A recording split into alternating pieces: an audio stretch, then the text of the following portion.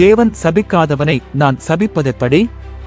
கர்த்தர் வெறுக்காதவனை நான் வெறுப்பதெப்படி?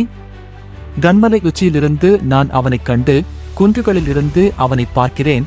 அந்த ஜனங்கள் ஜாதிகளோடே கலவாமல் தனியே வாசமாயிருப்பார்கள்.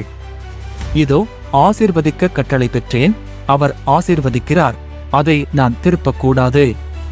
அவர் யாக்கோபிலே அக்கிரமத்தை காண்கிறதும் இல்லை, இஸ்ரவேலிலே குற்றம் பார்க்கிறதும் இல்லை. அவர்களுடைய தேவனாகிய கர்த்தர் அவர்களோடே இருக்கிறார்.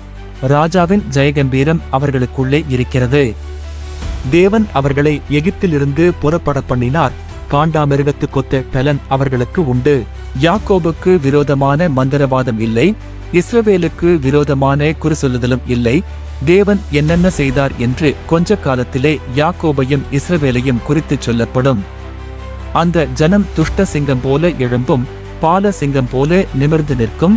அதுதான் பிடித்த இரையை பட்சித்து வெட்டுண்டவர்களின் இரத்தத்தை குடிக்க மட்டும் படுத்துக் கொள்வதில்லை என்றான்.